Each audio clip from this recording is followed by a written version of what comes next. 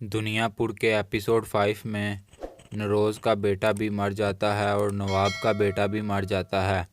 ان دونوں کو مارنے والا ایک ہی آدمی ہے جس کے بیٹے کو نروز نے مارا تھا، مطلب کہ اس کا خاص آدمی۔ نروز اپنی ماں کو کہہ رہا تھا کہ ماں تنکا تنکا کر کے سب بکھر رہا ہے، میرے اپنے ہی لوگ مجھے جلاد سمجھ رہے ہیں اور طاقت بھی چھن گئی ہے۔ دوسری طرف نواب کی بیٹی اپنے بھائی کے جنازے پر اپنے باپ کو کہتی ہے کہ ایک اور بیٹا مروا دیا آپ نے دنیا پور کے لیے، آپ باپ نہیں جلاد ہیں۔ تو نواب کہنے لگا میں ایک ایک آدم کو چن کر ماروں گا اور اپنے بیٹے کا بدلہ لوں گا۔ یہاں نروز کی بیوی نروز کی ماں کو کہتی ہے کہ بیٹا میرا گیا ہے، بیٹی میری گئی ہے، آپ کا کیا گیا ہے؟ آپ ماں نہیں ہیں، آپ ڈائن ہیں۔ نواب کی پہلی بیوی نواب کی دوسری بیوی یعنی کہ نروز کی بیٹی کے پاس پانی لے کر جاتی ہے تو وہ پھر سے وہی حرکتیں کرنا شروع کر دیتی ہے۔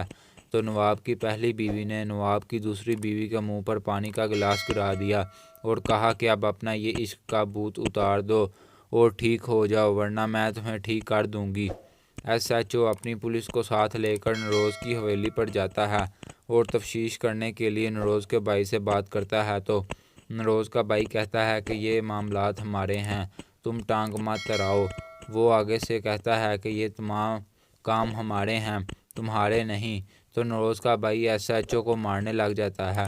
تو ایس ایچ او کا سپاہی نروز کے بھائی کو کہتا ہے کہ صاحب چھوڑیے، جانے دیجیے، ان سے غلطی ہو گئی، آئندہ سے نہیں ہوگا۔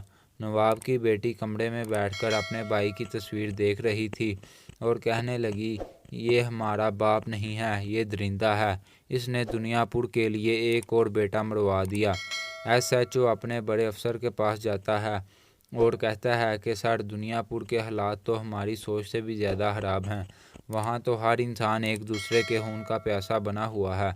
ایس ایچ او کا انسپکٹر ایس ایچ او کو کہتا ہے کہ نروز آدم کے خلاف چال مت چلیے گا، نروز آدم ایک زخمی شیر کی طرح ہے، اگر وہ پلٹ کر وار کرے گا تو آپ کا کچھ نہیں بچے گا۔